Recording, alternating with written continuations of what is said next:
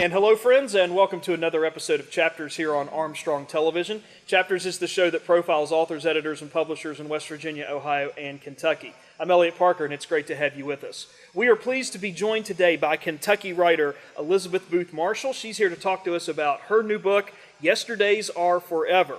And Elizabeth Marshall was born and raised on a farm in the foothills of Appalachia in eastern Kentucky, right on the brink of World War II. She left those hills as a young adult and became a city girl. Her lifelong creative pursuits included raising her two children, designing and fashioning much of their wardrobes. She was educated in music, has spent a lifetime singing and leading choirs in churches and in community symphonic choruses as well. She's an award-winning author of I Danced in Africa, is an experienced business writer, an experienced public speaker, and also an artist. She's traveled home and abroad, and those travels continue to influence her works of art and her writing. Following her retirement, she and her husband moved back to the Appalachian Valley of her ancestral land and built their house on top of a tree. Her second book was born from that, called Yesterdays Are Forever. It's her childhood story written for her children and her grandchildren. She wanted to tell them about family life on the Appalachian farm during the post-Depression and war years with food rations and without the luxury of electricity. And her readers often tell her that they relive the past as they relate to her story and her stories, and they remember the difficulty of farming without motorized machinery, running water, and indoor plumbing. And all of those issues and themes are contained in her new book, Yesterdays Are Forever. So, Elizabeth, I want to welcome you to Chapters. Thanks so much for being on the program. Thank you so much. I'm delighted to be here. I wanted to ask you a little bit about when you decided to write this book, and when did that come about, and what was that process like for you putting it together? That book was a long time in coming. It's even in my head somewhat before I wrote my first book. Many years ago, maybe as much as 20 years ago, my daughter-in-law said to me, I want you to write down what it was like growing up, where you grew up, so that my kids can read it. Well, I took notes over the years, and I just kind of laid it aside, never put it in any priority. And then of the 7 living children of my parents, my oldest sister died, and I realized that I needed to get that book written, and was sorry that I hadn't already done it, because I had to draw on sources of information from my older siblings to remember a lot of this. They were just, some of it was obscure vignettes of me or impressions of me, and I couldn't put the details together. So that's how that book came about at the time that it did. And it was what, I guess, propelled my passion to keep going with it, because writing is hard. It is. Oh, and it's a discipline. And I declared a few times that it'd be my last one. And it's just such a strict discipline, as you very well know. Yeah, absolutely. And it is. As you very well know. So that's how the book came about. Very good. Very good. So how long did it take you? You mentioned that you were taking notes, and over the years, and taking all those collections and putting it together sort of into one cohesive whole. How long did that take, and did you find yourself having to throw a lot of stuff out, or what was that process I didn't like? throw a lot of stuff out, but I did it hurriedly, and I think it reads like I did it hurriedly, which I might have some regrets on, but at the same time, I wrote it for young people to read, and so maybe it's okay the way it is. I decided to do this. I'd say I probably did it in five months, maybe 6, because I wanted to give it to my children and my siblings and my grandchildren as a Christmas present. And so I was under the gun a little bit to get it in publishing by September, and I think I started maybe in May or June. So that I did hurry with it. But I had enough in my head, and I had some of it, written in one form or another, just pulling it together and organizing it. A big part of what I did. Oh, very good.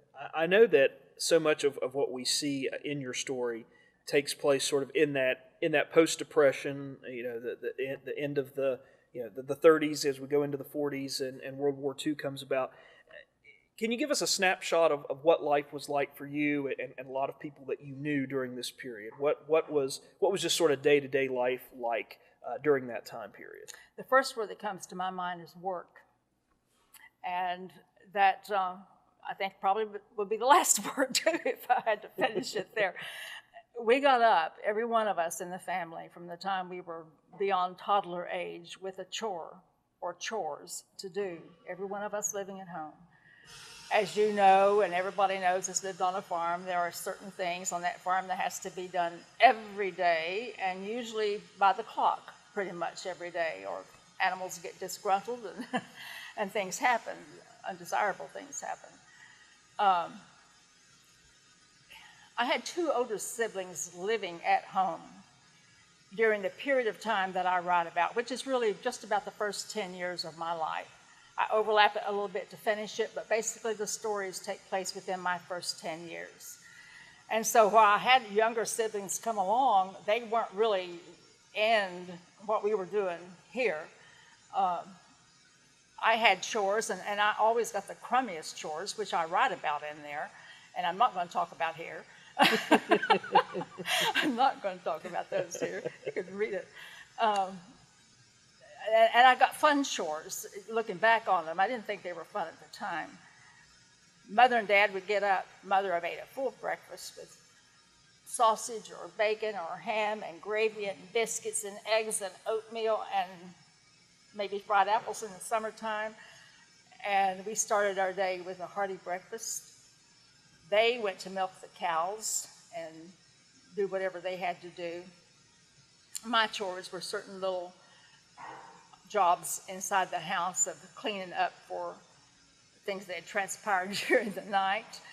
And other sisters had other chores. I washed a lot of dishes. My sister and I were kind of in charge of doing the dishes, and so we had to create games while we did those dishes. We couldn't shirk because Mother was looking right over our shoulder every step of the way, dirtying up more dishes for us to wash, and so we couldn't shirk on that. There were some that I could shirk on. Dad set me a task one day to hull some soybeans, and for the life of me, I don't know why he wanted those soybeans hulled. He had not even in the past grown soybeans that I knew of, and I don't know what he was doing with them. I'm thinking maybe he gave them to me just to keep me busy, but it was a very tedious job, and I didn't like it, and I was on the back porch doing it, and the back porch had a lot of pretty good sized cracks in it. The soybeans got done real fast. He never found it. At least I don't think he did. So I shirked on that. But yeah, it was work. And it was work in the morning. We came in for a full dinner that Mother and we had cooked for the farmers that were working, or maybe it was just my dad. Maybe somebody was helping him, maybe not. However, the level of load was, we had a full dinner at noon. And then we washed dishes again. And in the afternoon, there were all kinds of gardening things to do in the summer. In the wintertime, not so much. But we were in school in the wintertime, except those very early years, which I don't remember all that much about. And then dinner, supper on the table at 5 o'clock. I mean, they live by the clock. Mm-hmm. That's really They live by the clock. I want to ask you, too, about Chapter 4, because you put a nice picture in that chapter of your family farm. We get a sort of a drawing of that, and I know you've touched on that just a little bit already, but tell us a little bit about where the farm was, the size of the farm, how many animals did you have? You kind of mentioned that you did some gardening. What were some of the characteristics of the farm in which you were raised and grew up and write so much about in your book? Let me back up a little bit, if I may, and talk about my dad, who built this farm. He had served in World War I and came home, married my mother. He was almost 10 years older than my mother, and they moved to Columbus and had 2 children. And then the Depression hit, and so Dad decided, much to my mother's dismay, that he wanted to come back and make a go of it on the farm. My mother and Dad grew up side by side, except there was a hill between. My dad's farm was here. My grandma's farm was over the hill, was here. Mother was an only child that was all going to be hers someday. All Dad's siblings had moved away, so he got the part that was his mother's, and he bought some. I'm not sure who he bought some from. He built that farm from very little to, by the time I came on the scene, he had some 450 acres of land with about, I think I'd say, is it 26% of that being yes. farmable. 26%, yeah. He farmed. He had the cattle, always cattle, which we used for milking, and then he would sell the calves. We never had beef. We never had cattle for beef. In fact, he never killed one for beef that I know of. So the cattle were for milking and buttermilk and all that good stuff that goes with it. He had 2 mules, and they did all the work. He did not have any machinery that was not horse-drawn. He had a plow, he had a mower, and a rake to rake the hay, and lots of pitchforks to finish the hay. The farm lay, as you go into Eliot County from Carter County, Kentucky, you have just passed the bridge that goes over into Lawrence County. So right in that triangle of the 3 counties, and over the hill is where our farm lay. And we took a whole little valley up a hollow, we call it now Booth Hollow, and then up a dirt road to my grandmother's place, which was another hollow, my grandmother Rose's place, which was another hollow. And Dad built buildings. He built that farm up. He built about 3 brooder houses for new baby chickens. I don't know who built the chicken house. I don't know if he did that or if it was already there. He built a barn after barn after barn. He built an orchard. He had an orchard lining the whole valley of the valley that lay between his mother's house and where we lived down the hollow, as you can see here. All kinds of apples and pears and cherries, and I loved the orchard. I mean, it provided so much for us. And chickens, and I write extensively about the chickens because I had so much to do with them. As you may remember, I had to shell the corn to feed them. I had to feed them. I had to gather eggs, and the chicken house was 2 stories. The adult chicken house. The baby chicken houses were way up the hollow all by themselves, and that is another part of the story. So, I mean, then we had an outhouse. We had wood sheds and coal sheds, and Dad had a blacksmith shop. Trying to remember if there were any other buildings on there. Of course, the barn. The barn was huge. At least to my perspective, it was huge, and I still think it was a pretty big one. I love the way it laid out. It was laid out as you go into this big opening area, like what would you call it? That you can drive through, like a breezeway almost, both sides, and with stalls on one side, and you've got this big hallway lined with stalls here and stalls here, and then you can go up the stairs in the middle of that hallway and take a bridge over to the loft on there, or stay in a loft over here. I would love to design a house after that barn. I've always wanted to, and because it was so much fun walking across that catwalk over to the other side of the loft, over those mules, and they couldn't hurt me.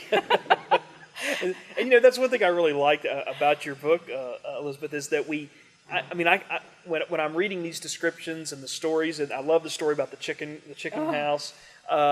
I feel like I'm there. I feel like I'm kind of on your shoulder watching you. Oh, good. I needed somebody. Yeah, and which was great. And there's something I wanted to ask you, too, about living on the farm. And you write about this in Chapter 7, and I highlighted this because I thought it was really good. It's the chapter called Technology ? Oh, yeah. And I love this line here. You write, I don't really recall that we ever used the word technology. Yeah. And we certainly did not know the word digital unless it was something in our arithmetic book. So when we talk about technology and we think about all the, even how farming is done today, a lot of it is, as you mentioned, your father did a lot of hand-plowed things, but even now farming today is so much more mechanized than it used to be. Yeah. So I love that chapter because we get a sense that this was very much a rustic childhood that you had with very minimalistic kind of exactly right. things. Yeah. Exactly right. So what is your question? I just wanted to know, we mentioned a moment ago that you sort of moved away from the farm later in life and became sort of a city girl. As you look back on that period of your life, was it a situation when you look back that it was a situation your family just, this is all you knew, and so it wasn't a big deal? Or do you ever look back and think, well, gosh, if we had, just 1 or 2 things that we have today back then, how would our life have been different? Well, a little bit of all that. While I was there growing up, I knew in my spirit or whatever that there was something more than what I was experiencing, and I didn't want to miss it. And I knew very early that I was not going to marry a farmer, put my foot down, and was not going to marry a farmer, and I didn't. I married a chemist from Texas. He didn't even know about farming. He still doesn't very much. But I just didn't want that kind of a life, not because it was farm, but because of everything that went with it. Well, I guess it wasn't because it was farm. It's because of everything that went with it. And yeah, I left right after high school. Did some college, ran out of money. Did a lot of reading, a lot of creative thing. I've always been creative with something. And so I became a whole different person during almost 50 years of my life. And I think as I grew older, nostalgia of the farm began to kind of creep back into me, and I would talk about the whippoorwills, and I missed the whippoorwills so much. I just wanted to hear them again. We lived in Texas and Kansas and Ohio, and I never heard whippoorwills in any of those places. Kansas had a poorwill, but it wasn't the same thing. And so I think the nostalgia crept in. And then after we retired, we had been retired maybe a year or so, and we just kind of looked at each other and said, I think we're through with Ohio. Where can we go? And it was a rather circuitous journey that we actually landed in Kentucky. And so when we came back to Kentucky, and I built on not the lands I had actually lived on, but across the creek and up the hill, on a hill, I would walk out and I would look over that valley where I grew up, that farm that held all those things that I write about, and yeah, the nostalgia was heavy. And so I saw it from a new perspective and a new realization that we didn't have technology, and we didn't have, surely there was a better way that we could have done some of the things, although I really can't think of too many that there were. When we wanted water, you know, somebody had to go to the well to get a bucket of water and carry it, not just a few steps, but all the way down the side of the house and back into the kitchen. Maybe getting in my head of myself, but I was talking about this morning with my husband, and I said, one of the real reasons that I wrote this book, I said, if any one of my grandchildren came to my childhood kitchen and wanted a drink of water, they wouldn't know how to get it. Mm-hmm. Because they're set there, a beat up, galvanized bucket with a dipper in it. There were no paper cups for them to use and then throw away. There were no glasses on the counter for them to use. There wasn't space on the counter for them to each have a glass. We drank out of the dipper. Every one of us in the family drank out of the same dipper and put it back into the water. My children would freak out. And actually, I probably would too in this day and age. Yeah. But that is the way we lived. And by the grace of God, we didn't get sick because of that. Yeah. That's not to say that it hadn't happened, you know, because I'm sure it did. But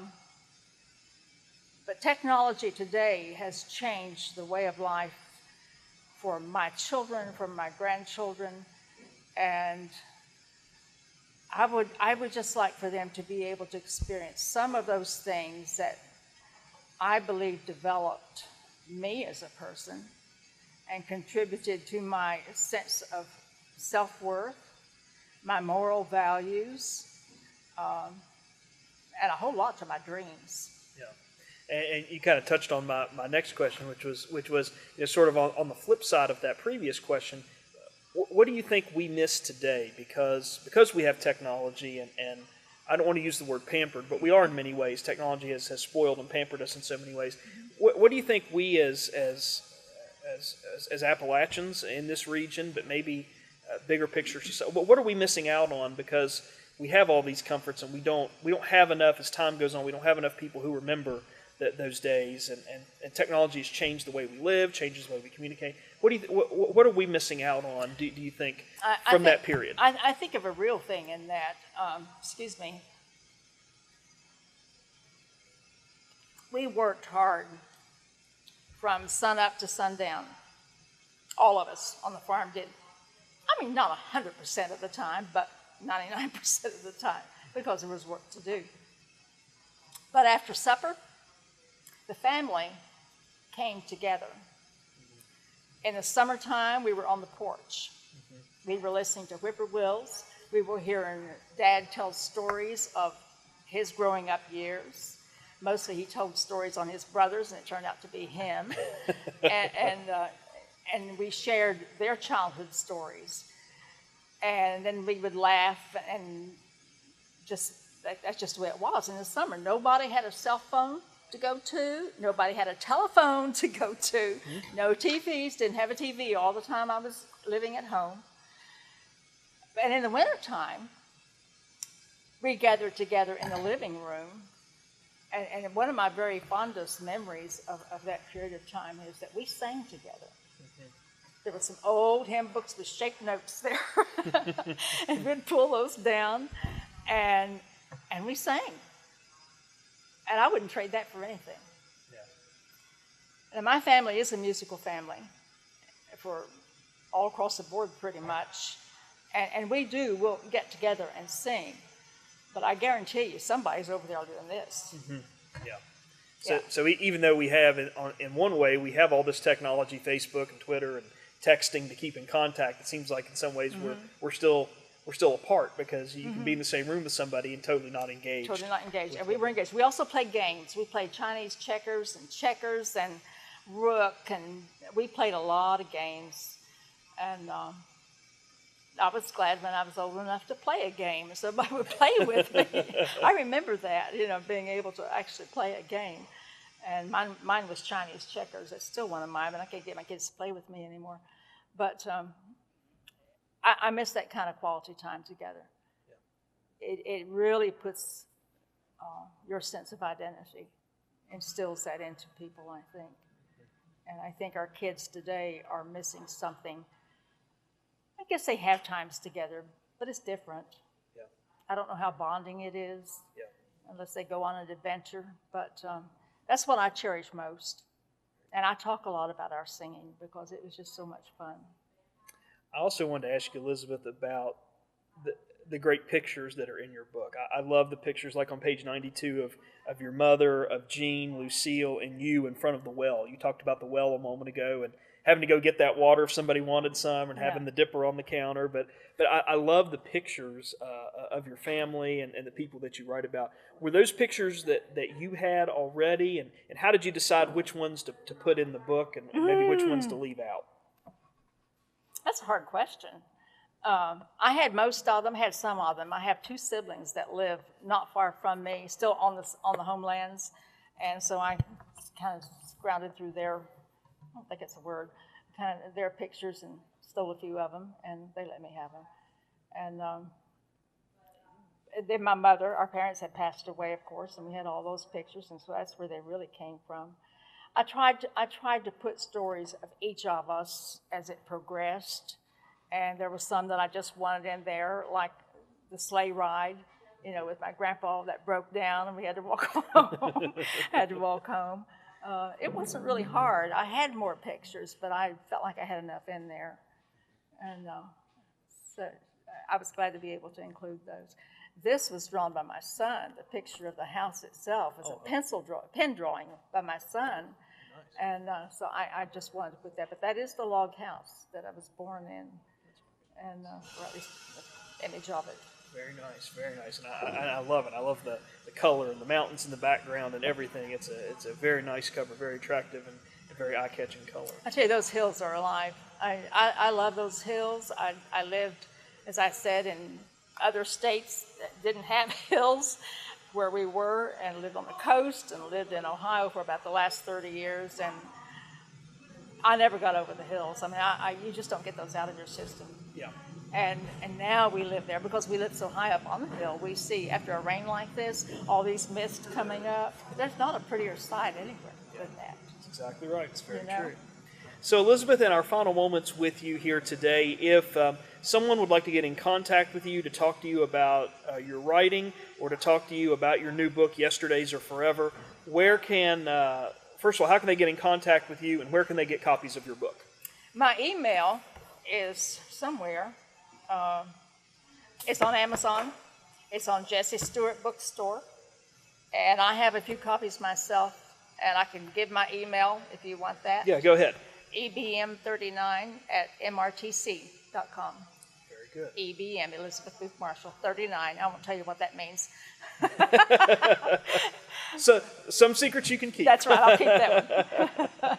Very good, very good. Elizabeth Booth Marshall has been our guest here on Chapters today. We're talking to her, and we've been talking to her about her new book, Yesterdays Are Forever. It's a great glimpse into the past, into growing up in rural Kentucky, eastern Kentucky during the Depression and during the lead up into World War II. A fascinating look back and a great collection of stories about what life was like then. And so, Elizabeth, we appreciate you coming on Chapters today. Congratulations. It's a great book. Thank you very much. Appreciate your having me. Absolutely. It's been great to talk about it.